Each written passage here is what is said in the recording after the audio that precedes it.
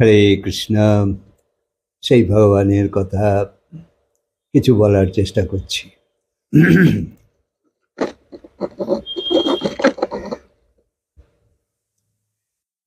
ধরো দুজন অন্ধ,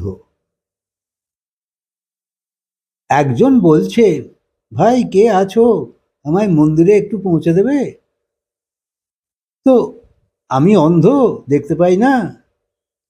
তো দূরে আর এক অন্ধ বসেছিল, সে ভাবছে ও তো আর জানে না যে আমিও অন্ধ। সে একটু নিজের অহংকার দেখিয়ে বলছে যে হ্যাঁ হ্যাঁ, আমার কাছে এসো, আমি তোমাকে নিয়ে যাব। তো কি হবে? দুজনেই খানায় পড়বে। এই রকমই আমাদের এই সংসার, কত রকম দু নম্বরই, কত রকম ছলনা সবাই করে চলেছে। কপট রন্ধ্রে রন্ধ্রে মিশে আছে, আর ঠোকর খেয়েই চলেছে।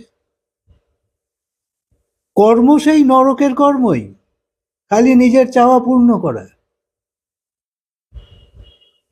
তার জন্য প্রচুর বুদ্ধি নানা রকম, আর ভেতরে ভেতরে সব কেউ জানবে না।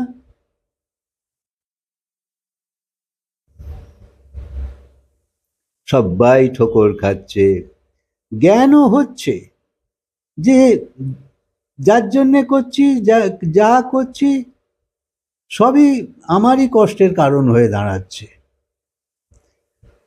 অন্যরা যদি বা কিছু সুযোগ নিয়ে নিচ্ছে, সেও স্বার্থ। তো স্বার্থীদের জন্যেই করছি, নিজেও মরছি, তারা তাদের সুযোগ হয়ে যাচ্ছে, তারা ভোগ করে নিচ্ছে তোমার শ্রম, ভুলেও যাচ্ছে।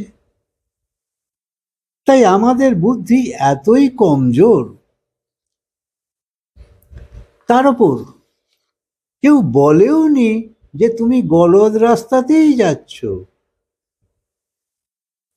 তোমার যত বুদ্ধির প্যাঁচ সব তোমায় গলদ দিকেই নিয়ে যাচ্ছে, কিন্তু তুমি বিশ্বাস ভেতরে এমনই যে এইরাম করলেই আমার লাভ হবে।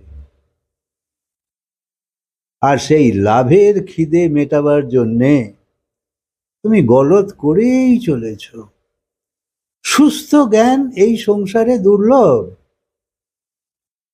যেরকম জ্ঞান নিয়ে সবাই চলছে, ভাবছে এইগুলোই ঠিক, কিন্তু যতক্ষণ না আধ্যাত্মিকের দিকে নজর দেবে, ততক্ষণ সঠিক জ্ঞানটা তোমার নজরেই আসবে না।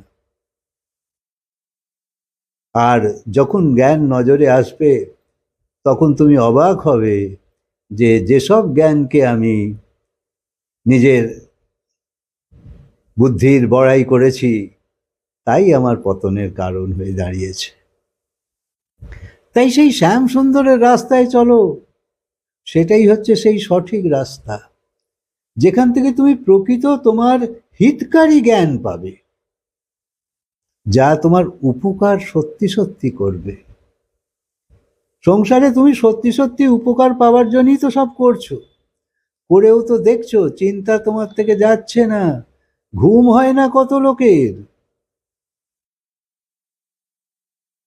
তাই মহাপুরুষরাই, তারা শুধু চোখে দেখতে পায়, এইটাই ভাববে, আর তুমি সেই অন্ধই হয়ে আছো। তুমি ভাবছো যে আমার চালাকি কেউ ধরতে পারবে না,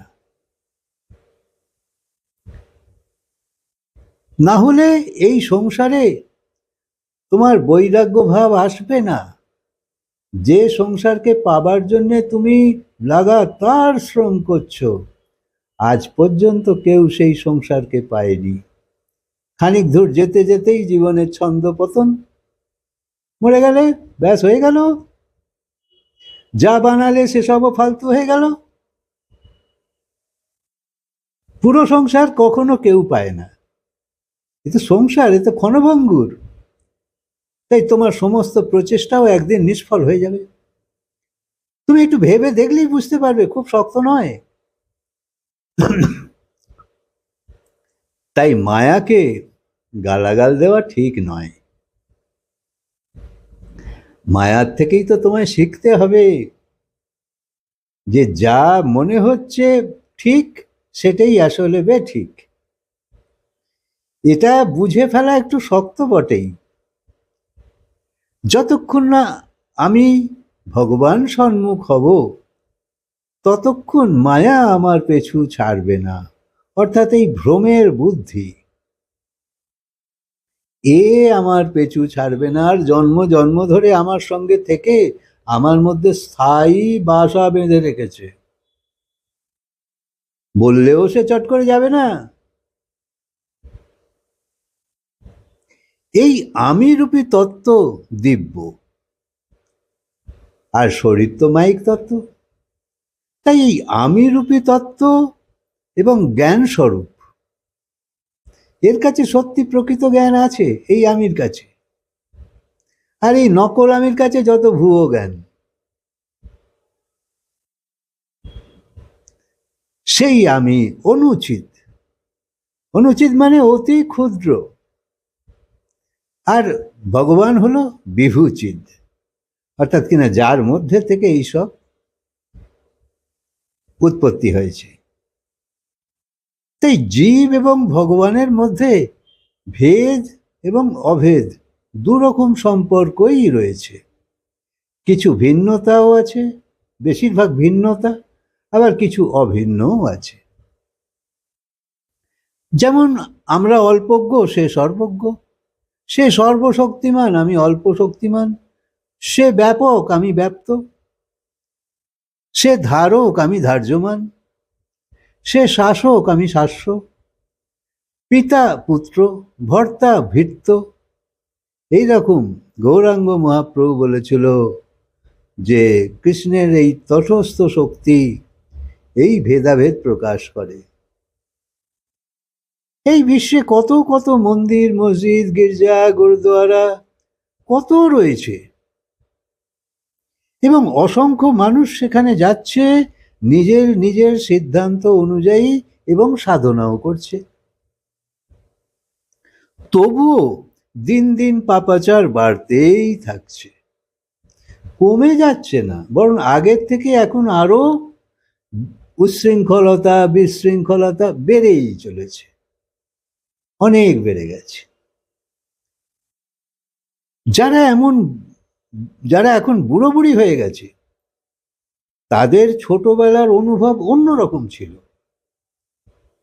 তখনকার সমাজ অন্যরকম ছিল, তখন মানুষের মধ্যে ব্যবহারও অন্যরকম ছিল, সব পরিবেশ আলাদা ছিল, কত সাদাসিধে ব্যবহার তখন ছিল, একে অপরের ঘরে যাওয়া আসা ছিল। এখন আমাদের সেই সব হারিয়ে যাচ্ছে, আর কখনো হবেও না। কিন্তু এখন প্রায় জিনিসে ভেজাল মেশাচ্ছে, আমরাই খাচ্ছি ভেজাল মেশানো, আমরাই ভেজাল মেশাচ্ছি।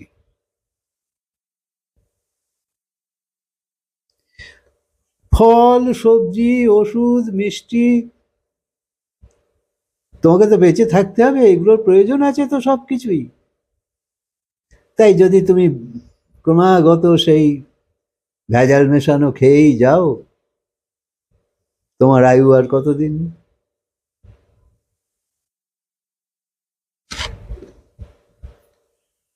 তাই প্রায় অফিসে